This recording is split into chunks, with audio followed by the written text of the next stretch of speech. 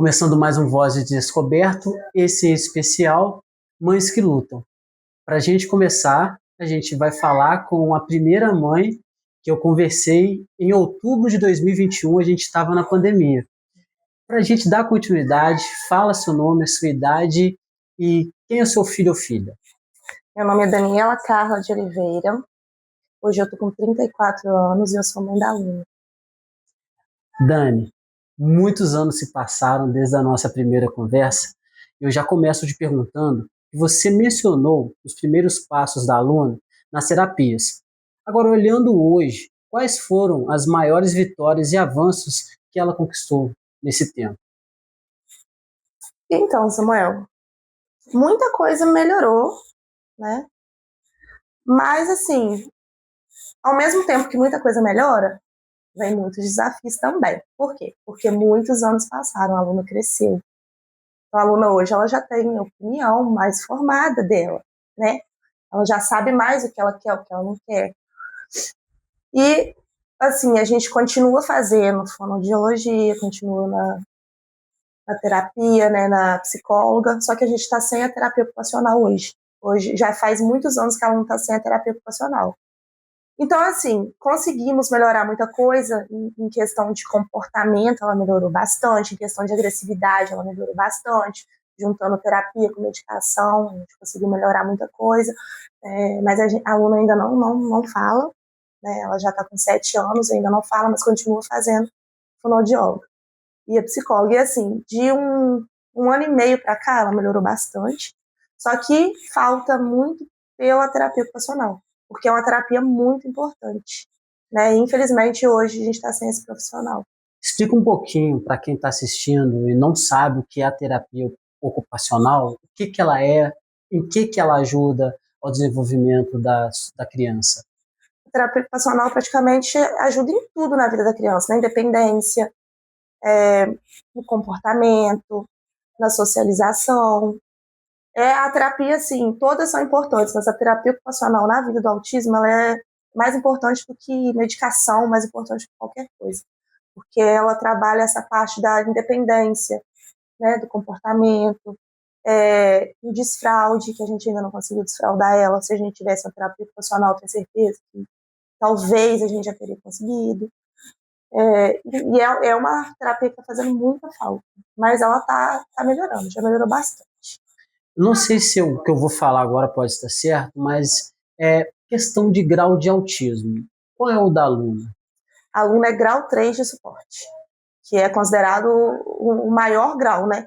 Porque existe o grau 1, o grau 2 e o grau 3 de suporte. E vai assim, pelo grau mesmo de suporte que a criança precisa no dia a dia. E a Luna, ela precisa de suporte para tudo. Ela não consegue fazer nada sozinha.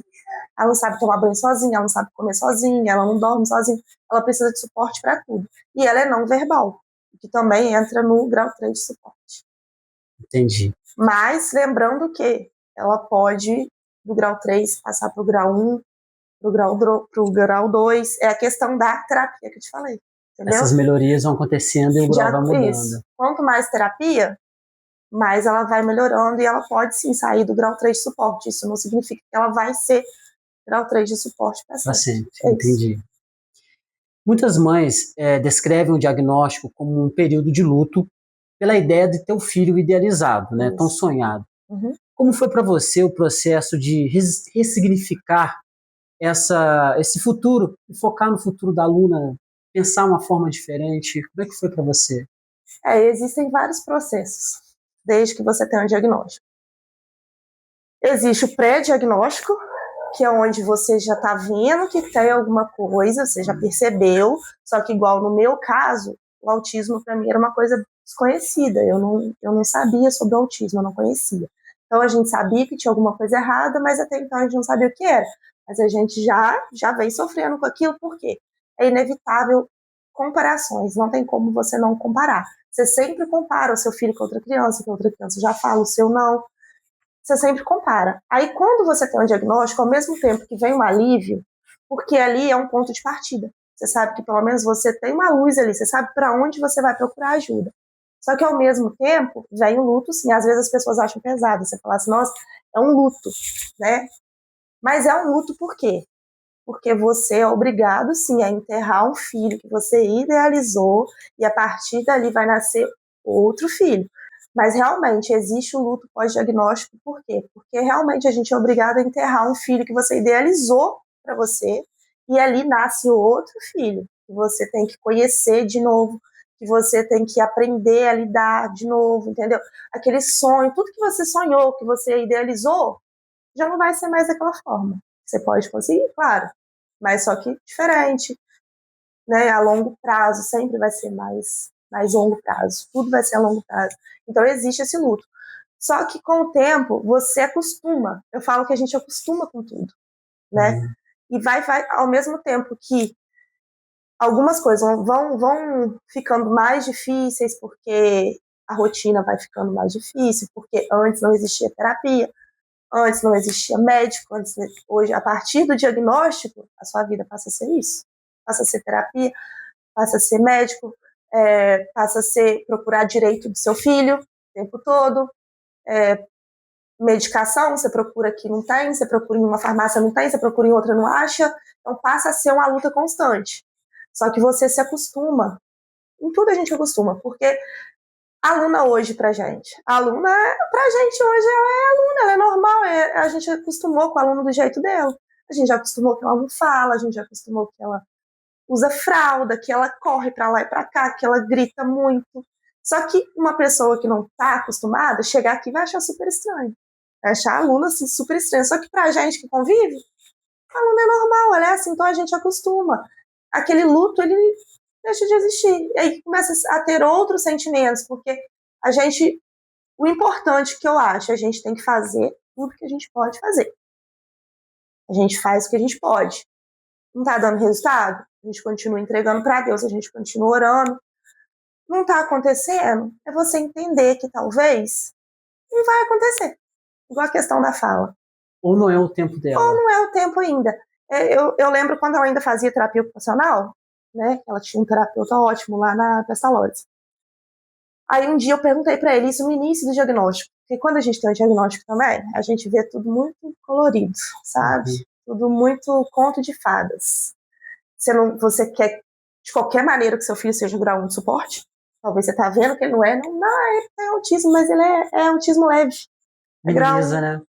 Mas ali às vezes tá vendo que não é, mas acho que é a esperança que você tem. E um dia, eu conversando com ele, eu falei assim, o nome dele é Beto, né? Falei, Beto, você acha que a aluna vai falar? A aluna tinha 2 anos. Aí ele falou, Dani, provavelmente, a gente espera que sim, mas e se ela não falar? Você já tem que trabalhar isso na sua cabeça. Porque pode acontecer dela falar e pode acontecer que não. E tá tudo bem, o importante é você conseguir se comunicar com ela. Falar não é só falar, não é só palavras. Existem outras formas, a partir do momento que vocês consigam se comunicar. E hoje a gente pelo menos consegue se comunicar, eu consigo entender o que a aluna quer, eu já consigo entender o que ela está precisando, então assim, a gente vai acalmando o coração e a gente vai acostumando. Vamos voltar um pouquinho no tempo. Eu percebi que você falou 2 vezes a questão da fala da aluna. Esse foi um dos motivos de vocês terem procurado ajuda médica, ou ela dava algum outro tipo de sinal que ela poderia ser neurodivergente?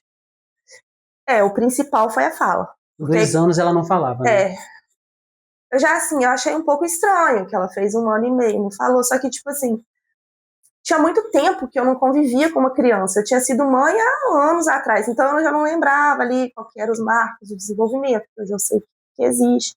Eu não lembrava mais. Então, assim, a gente, tá tudo bem, vai falar, vai no tempo dela vai falar. Só que aí a gente, conversando aqui em casa, a gente falou assim, a gente vai dar um prazo até 2 anos. Se até 2 anos ela não falar, a gente vai procurar uma fono, alguma coisa. Porque até então, a aluna pegou pandemia. Então, ela não socializava com outras crianças, ela ficava muito na tela. Aí a gente pensava assim, talvez foi isso que atrasou, né? Teve um atraso nela, que realmente aconteceu com muitas crianças na pandemia, de ter tido esse atraso. Então, a gente pensava que era isso. Só que, assim, o principal foi a fala, mas ela tinha outros comportamentos diferentes. A aluna chorava muito, a aluna sempre chorou muito. E eu tinha o Antônio, meu sobrinho ali, que era da mesma idade da aluna. Então, como eu te falei, a comparação ela é inevitável. Então, eu comparava ela com o Antônio. Ela chorava. A gente saía com ela, a gente tinha que voltar para casa, porque ela chorava o tempo todo. Ela não dormia à noite. Só que ela ainda se desenvolveu bem até um ano. Ela dava tchau, as coisas principais ela fez, só que ela não chegou a falar. E aí, quando passou de um ano, que é chamado poda neural, toda criança passa pela poda neural. Só que, no caso dos autistas, os neurônios que morrem são os neurônios bons, no caso, né? E aí ela passou por essa poda neural, e aí ela foi perdendo as habilidades que ela já tinha antes. Aí a gente percebeu que ela parou de dar tchau, o olhar dela começou a ficar mais vago, a gente chamava ela pelo nome, ela não respondia de jeito nenhum, ela parecia que era surda, ela não respondia. Aí ela começou a bater a cabecinha na parede, bater a cabecinha no chão, e aí eu até então não sabia que isso era sinal de autismo, eu não conhecia o autismo, mas aí que entra o Google. Uhum. Aí eu fui lá e pesquisei. Quando eu pesquisei da fala, já foi aparecendo todos os sinais, e a aluna tinha todos. Acho que o único sinal que a aluna não tinha era andar na ponta dos pés. Isso ela nunca andou. Mas tirando isso, ela tinha todos. Ecolalia, tá mexendo a mãozinha. Não, desculpa, estereotipia. Tá mexendo a mão. Ecolalia é verbal, ficar repetindo sempre as mesmas sílabas. Ela tinha todos. E ela tinha mania de rodar. Tinha um mop, aí ela ficava ali rodando, olhando, rodando, sempre um olhar sempre vago. Ela não sabia brincar com o brinquedo, com a função do brinquedo. Se era ali um carrinho, ela ficava rodando a rodinha do carrinho. Ficava olhando pro ventilador rodando, porque isso chama muita atenção dos autistas. Que gira, chama muita atenção deles. Então era um sinal também. Então quando mas o que chamou mais atenção foi a fala, porque aí a gente procurou a fonoaudióloga. E aí ela fez avaliação com a aluna, se não me engano a gente levou 3 vezes, e aí ela pegou e deu pra gente um laudo pra gente levar no neuro. Né? Ela falou, não, realmente ela tem um atraso, sim, que a aluna não falava nada. Ela tem um atraso e ela não podia diagnosticar, né? Mas, assim, ali no momento em que eu levei na fono e ela me deu esse laudo, eu já sabia que a aluna era autista. Que aí eu já tinha pesquisado muito, já tinha, né, lido muito sobre. E aí foi aonde a gente levou ela e já teve diagnóstico. Porque, como eu te falei, ela tinha todos os sinais. Então, na primeira consulta, a gente já teve diagnóstico. Interessante ver você falar, Dani, porque fala alguns pontos específicos, igual você acabou de relatar para a gente aí. Como é que foi o seu processo de estudo, de pesquisa? Porque a gente estava na pandemia, era um assunto até então, vamos dizer que 2021, 2022, também não era tão falado, né? Não. Sobre o autismo, se a gente pegar nossas entrevistas antigas, né? Incrível. E aí, como é que foi esse processo de estudo? Você estuda até hoje? Como é que você faz? Sempre. Eu uso mais mesmo a internet, o Google, vídeos no YouTube, né? Tem as pessoas assim que eu sigo no Instagram, neuro, especialistas, eu sigo várias pessoas, e aí a gente vai aprendendo muita coisa ali, né? Só que ao mesmo tempo o que a gente aprende mesmo é no dia a dia. Acho que não tem médico, não tem especialista nenhum que entende melhor do filho da gente do que a gente. Outras mães te procuram, Dani, de informação, conselho? Já aconteceu muito. De me perguntar exatamente isso, quais os sinais que eu vi na aluna, para eu procurar ajuda, né, para procurar o médico, até mesmo qual médico eu levei, qual tratamento que eu fiz. E o que eu sempre falo quando uma mãe me procura é: você sentiu no seu coração que seu filho tem alguma coisa? Não custa procurar, entendeu? É melhor você levar. Por mais mesmo que não tenha, tomara que não, mas pelo menos você leva, tira isso da sua consciência. E é a melhor coisa, porque a mãe também não engana muito, não. Se a mãe percebeu, que a gente luta enquanto pode para não ter. Então, se a gente percebe alguma coisa, eu acho que é importante procurar. A luta já começa na negação. Já começa na negação. Eu acho que eu não passei pela negação, porque eu não conhecia, igual eu te falei, eu não conhecia. Quando eu li que a gente leva um baque, né? Nossa, mas será? Mas não, você ainda sempre tenta procurar mas isso ela não faz. Mas isso ela não faz, mas no fundo você sabe que é. Mas a partir do momento que eu tive diagnóstico, eu não tive, assim, essa questão da negação, não. Eu já aceitei. Sim. São processos, né? Você falou que levou 3 vezes na fono. Hoje, se uma mãe chegasse para você e perguntasse, ô Dani, que conselho que você me daria? Quem eu procuro primeiro? Então, se a criança não fala, né, igual foi o caso da Luna, meu filho tem 2 anos e não fala, procura uma fono. Ou vai direto no neuro, né? Eu procurei a fono porque até então eu não sabia nem que médico eu procurava, né? Então a gente foi na fono primeiro por isso. E porque, igual eu te falei, imaginava assim, talvez é só um atraso mesmo, uma pandemia e tal, e ela vai falar. Mas ou procurar fono ou já vai direto no neuropediatra, que vai saber esclarecer tudo. Você comentou também sobre a importância da rotina e a dificuldade com mudanças. Como vocês têm trabalhado essa flexibilidade hoje com a aluna, porque ela já está com 7 anos, como você falou, ela Exatamente. já está vivendo outras percepções de mundo. É aí que entra mesmo essa parte que eu te falei, que em algumas coisas vão ficando mais fáceis, mas outras vão ficando mais difíceis. A questão da rotina da aluna hoje está extremamente difícil. Extremamente difícil. Ela, em questão da casa, a aluna hoje, eu acho que se eu tiver que me mudar daqui, eu não consigo me mudar daqui. A aluna não se adapta em outro lugar. Às vezes eu for para a roça, para passar um fim de semana na roça, a aluna não dorme. Porque ela gosta daqui, sabe? Aí a escola. Ela vai todos os dias, 11h30, ela sai daqui para ir para a escola. Final de semana. Da hora dali para a escola. Como que coloca na cabeça da aluna que não tem aula? Aí a gente tem que estar inventando uma coisa ou outra para fazer. Só que não adianta você falar assim, mas então eu vou levar ela na praça. Porque não é na praça que ela está acostumada aí, sabe? É bem complicado. A questão da rotina é muito difícil. Ela tem que ter uma rotina mesmo. Nós tivemos 2 feriados esse mês, vamos ter mais um agora sexta-feira. Nossa, gente, isso é o terror das mães de criança autista. Vocês não têm ideia. Férias, nossa, só Jesus sabe. Quando vai dando as férias, a gente já começa a orar para tudo que é santo, pra você imaginar. É muito difícil. Então vamos falar então dessa importância da pestalose. Fala um pouco pra gente como é que foi essa introdução da aluna na pestalose. Eu não sei nem o que seria se não fosse a pestalose, né? De primeira, a aluna começou a fazer tratamento na PAI em Guarani, que acho que tinha algum convênio daqui com a PAI e ela começou a frequentar lá. Só que durou bem pouco, aí já não ia mais ter atendimento lá. E eu já estava tentando na pestalose, só que na pestalose a demanda é muito grande, porque só tem a pestalose, não existe outra, né? E o número de autistas, síndrome de Down, não está parando de crescer, gente. Tá muito mesmo, a demanda está muito alta, muito alta. Então aí ficava na fila, esperando a assistente social chamar para entrevista. E eu continuei ligando. Aí a gente foi chamado para entrevista, já fui com o laudo, né?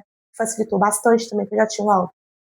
Aí já fui com o laudo, já conversei, a gente conseguiu, já que a aluna começasse a fazer todas as terapias. Aí ela começou, aí já foi, assim, muito bom.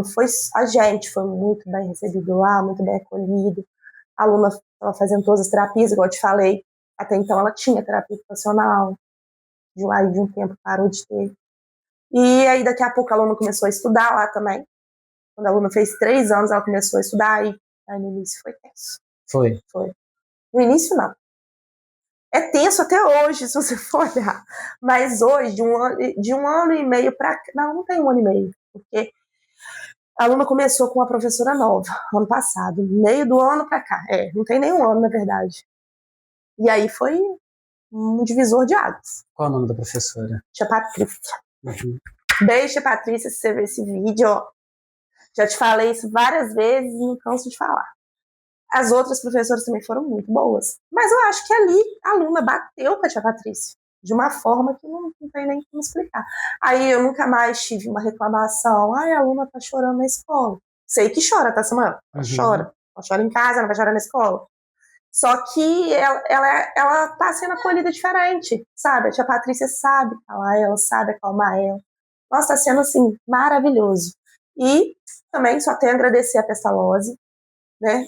Por tudo que faz pela aluna, por tudo que sempre fez pela aluna. Eu tentei até colocar a aluna na escola regular, não sei se quando a gente conversou da outra vez isso já tinha acontecido. Não, ela estava com 2 anos. Ela não estava nem na idade escolar. Acho que tinha acabado de você descobrir essa situação. Então. Quando ela fez idade escolar mesmo, porque ela começou a estudar lá com 3 anos, né? Aqui em Descoberto começa com 4. Sim. Né? Então, quando ela fez a idade escolar mesmo de 4 anos, aí o neuro orientou que a gente colocasse ela na escola regular. Aí eu já fiquei aflita, com o coração apertado. No meu coração não estava pedindo para fazer isso, mas quem sou eu para ir contra um profissional que acompanhava a aluna? Conversei na escola, ela falou, não, Dani, o direito seu te tirar ela daqui, se precisar você pode trazer de volta. Fui extremamente bem recebida no Curumim também, pela Camila, até quando a gente foi lá.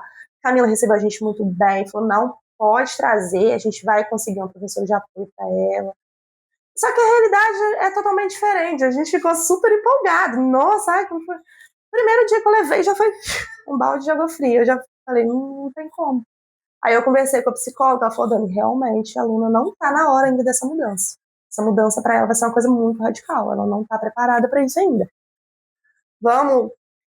Por mim, você voltaria ela para a pestalose, e aí a gente vai vendo, de acordo com o que ela for desenvolvendo, se é o caso de colocar na escola regular ou não. Porque não foi que ela né, que não teve inclusão ali. Não, ela realmente que não conseguiu se adaptar. Eu não consegui me adaptar também, porque eu não conseguia sair e deixar ela do jeito que ela estava, chorando muito. Eu não conseguia, sabe? Então eu também não conseguia me adaptar. Eu chorava mais que ela. Era ela chorando lá e eu chorando aqui, as mães tentando me acalmar ali. Nossa, foi muito difícil. Mas aí a Gisele, depois que foi a diretora, me ligou, falou, Dani, você não vai mais trazer? Traz aluno. Eu falei, aí eu agradeci ela.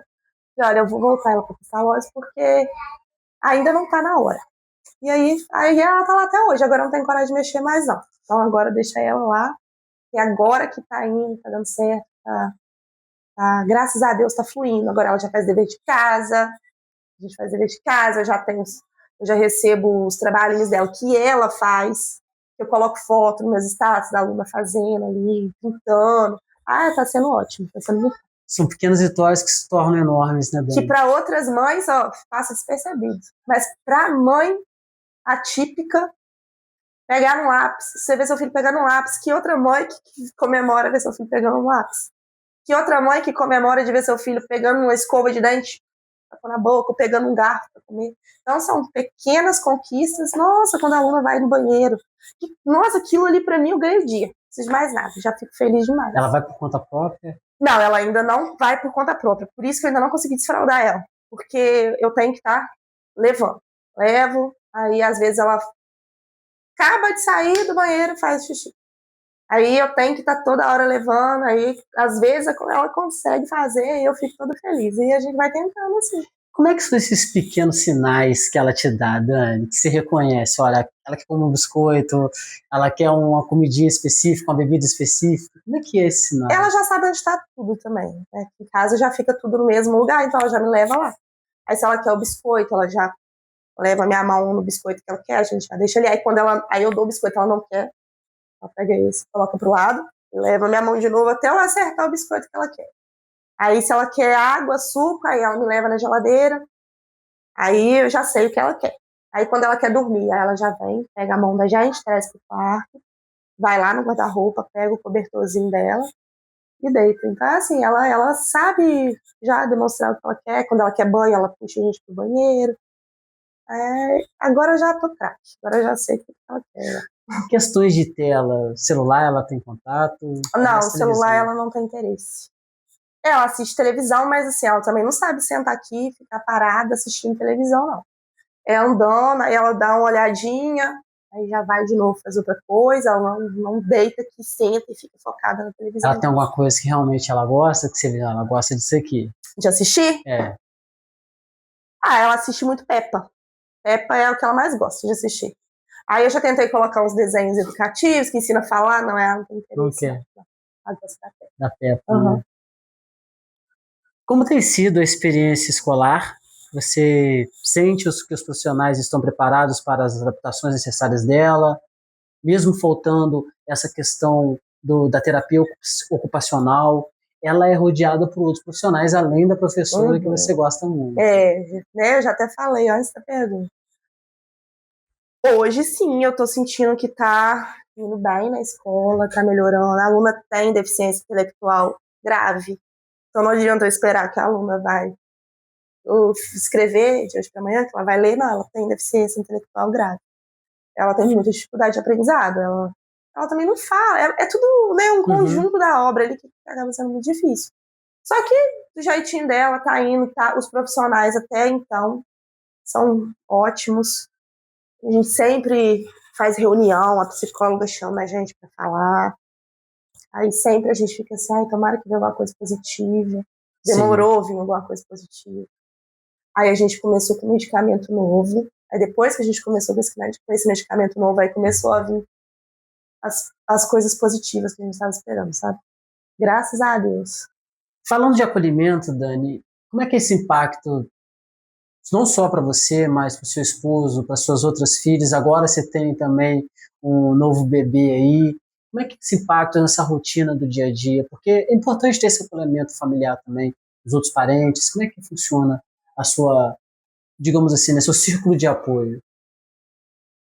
É, a gente aqui em casa tem as meninas, né, que ajudam, mas acaba sendo mais eu e o pai mesmo. A gente não tem muita rede de apoio, porque a aluna também não aceita, né? Não é questão que as pessoas não querem ajudar. A aluna às vezes não aceita. Igual tem a minha sogra aqui, a Maria fica com a aluna. Só que a aluna não fica lá, sabe? Então, assim, igual eu tô te falando, a resistência à rotina da aluna acaba atrapalhando muito nisso. Às vezes a gente quer sair com ela, quer passear com ela, mas aí dá 10 minutos que chega ali, ela quer voltar para casa. Então, como que alguém vai pegar a aluna para sair, para passear? Não tem como, porque ela é resistente mesmo.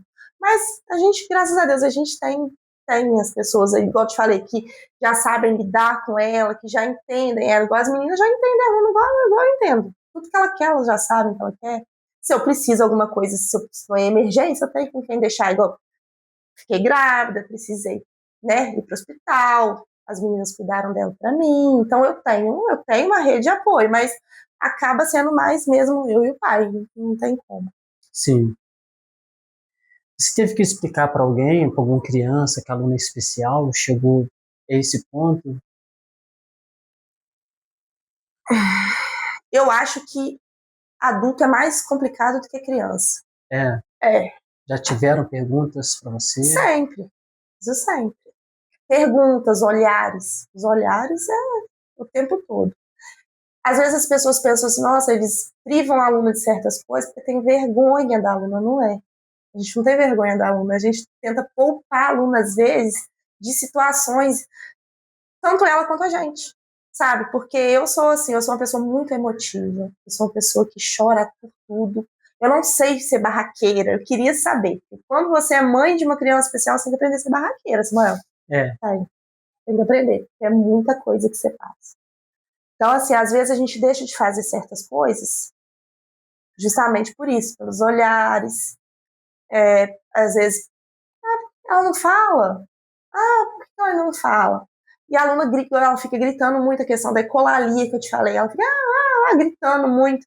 Aí as pessoas ficam olhando, não entendem, né? Então, assim, para adulto, muitas vezes eu tive que explicar muita coisa, já aconteceu. Então, não sei se eu cheguei a te contar na outra vez que a gente gravou, a questão do constrangimento que nós passamos lá em São João,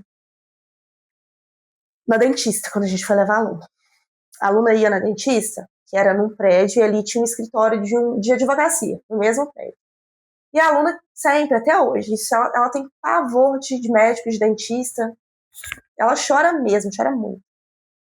Isso qualquer criança. Imagina a criança autista, não entende o que está acontecendo, que sabia ali, né, que ela estava num ambiente desconfortável para ela desregulou e ela começou realmente a chorar muito. A gente não conseguia acalmar ela. E eu lá fora, na tentativa de acalmar a aluna, né, aí eu ouvi, né, que um homem gritou: não vai calar essa boca não, minha Nossa Senhora. E eu tava sozinha com a aluna nessa hora lá fora. Aí como eu te falei, eu choro por tudo. O que eu tinha que ter feito nessa hora? Eu tinha que ter ido lá e quebrado o pau mesmo, para defender minha filha, mas eu não consegui. Aquilo ali me fechou e eu fiquei calada. E nessa mesma hora chamaram a aluna para atendimento. Aí eu entrei e aí a advogada a dentista, desculpa, conversando comigo, e eu o tempo todo, minha cabeça só naquilo ali que tinha acontecido. E eu chorando. E ela pensando que eu tava chorando por causa Do atendimento. e ela ficava, mas você tá bem? E eu não queria falar. E aí eu fiquei ali o tempo todo daquele jeito. Aí quando a gente saiu da dentista, que a gente desceu a escada, aí eu falei pro Ganso.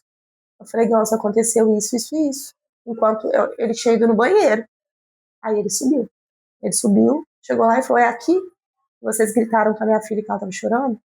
Aí ele falou, foi aqui mesmo. Aí ele falou, você sabia que a minha filha é autista? Tal, tal. Aí ele falou assim, eu não sabia, não, você podia ter me falado. Ou seja, a gente tem que viver explicando, falando para as pessoas por que a minha filha está chorando. Criança chora, o mínimo né, ele saber entender e respeitar ali. Então foi assim, foi uma das situações bem ruins que a gente passou, e foi logo no início, né, do diagnóstico, desculpa, do diagnóstico e tudo. Então foi uma coisa bem que aconteceu. Fiz essa pergunta porque o intuito aqui não é expor as crianças, né? Uhum. Mas para quem não conhece a aluna, quem olha ela é perfeita, ela não demonstra sinal de ser uma neurodivergente. É verdade. Né? Então, assim, são as atitudes, as formas que elas se comportam que chamam a atenção. Até existe muitas essas frases, nossa, mas ela não tem cara de autista. Mas autista não tem cara mesmo, não. Né? Não existe nada físico no autismo, né, que mostre isso. Não, é comportamento mesmo. Só que a questão de crianças, igual você falou, assim, não acontece tanto porque a aluna ela não convive muito com outras crianças, assim.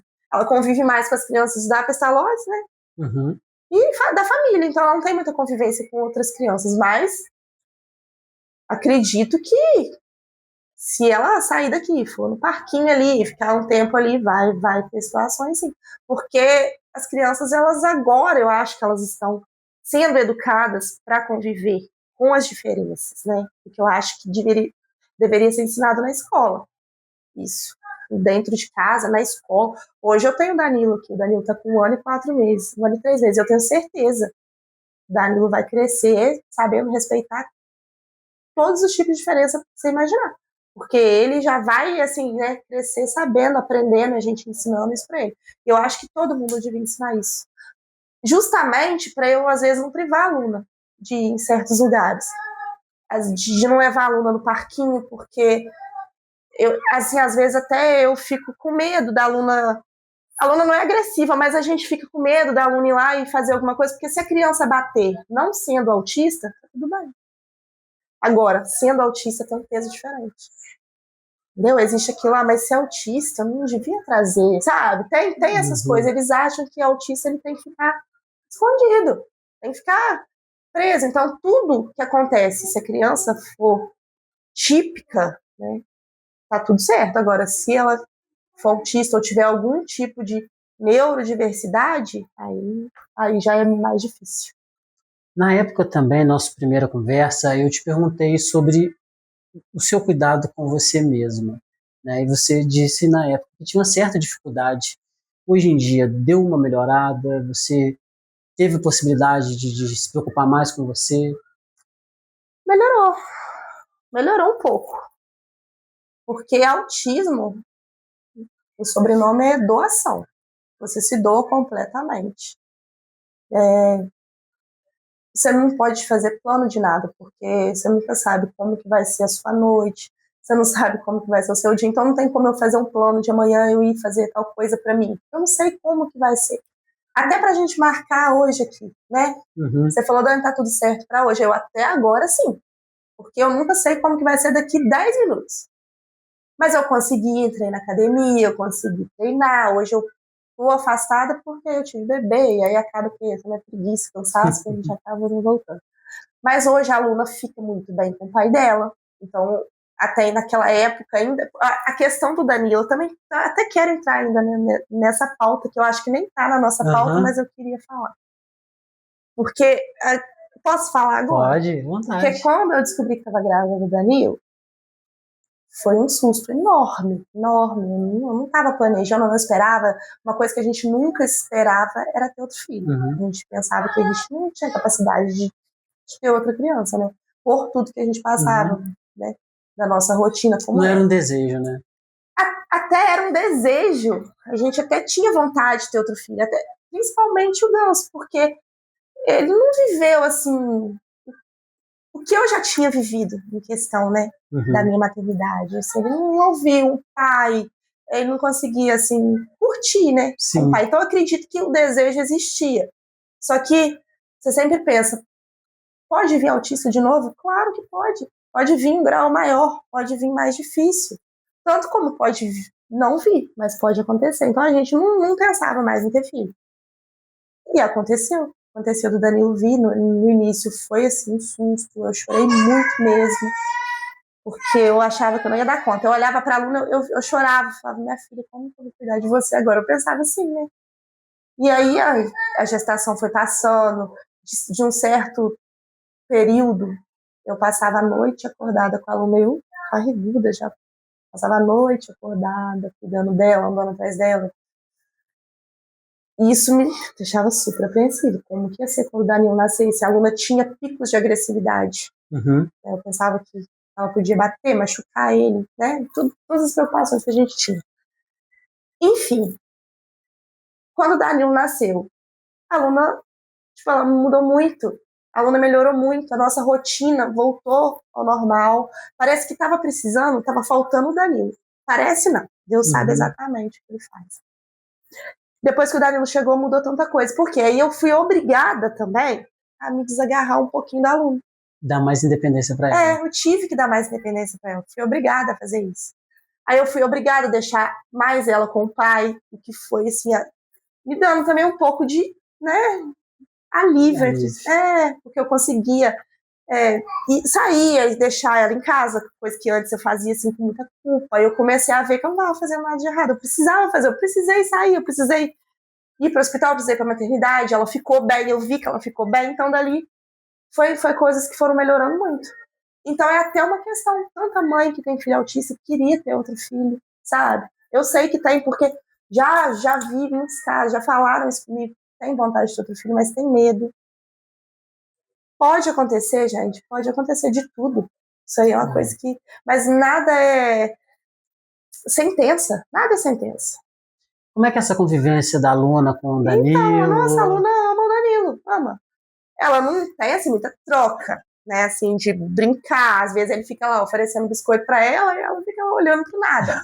Só que ele também já vai querer, igual eu te falei, a questão do costume, ele vai crescer sendo normal pra ele isso. E ele interage com ela, ele abraça, ela não bate nele, ela não faz nada. Ficam os dois ali assistindo desenho. É muito tranquilo. Eu pensava que eu não ia dar conta e é muito tranquilo.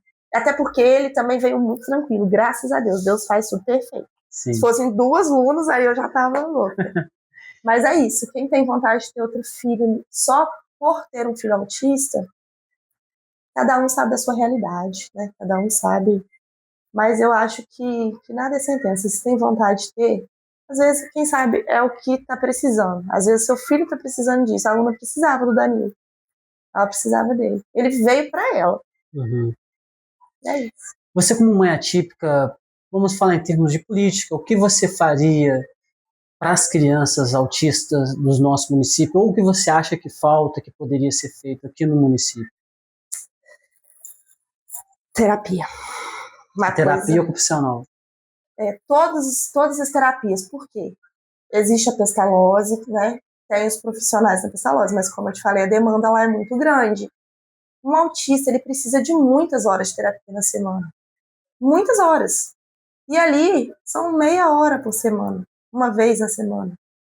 É muito pouco. Então, eu acho que Descoberto precisava ter um centro especializado para as crianças com deficiência, qualquer deficiência. Até tem, né? Tem fonoaudiólogo aqui, tem psicólogo. Só que eu acho que precisava de um centro voltado para isso, sabe? Com terapia ocupacional, psicólogo, fonoaudiólogo, fisioterapeuta, musicoterapia, coisas que ajudam muito, sabe? Na questão não só do autismo, de qualquer deficiência. Natação, até tem a natação, né? Só que eu acho que tinha que ter algo assim mais focado nas crianças com deficiência. O que você acha que pode mudar na vida de outras mães assistindo essa conversa nossa aqui no Voz de Descoberto? Eu acho que principalmente as mães que estão recebendo o diagnóstico agora é saber que a vida segue, sabe? A gente continua vivendo, a gente vai aprendendo. Eles são os amores da nossa vida, né? Com o autismo a gente não gosta, não. Sabe? Igual tem muita gente que romantiza o autismo, não. O autismo, ele é doloroso demais. Tanto para a criança quanto para a gente.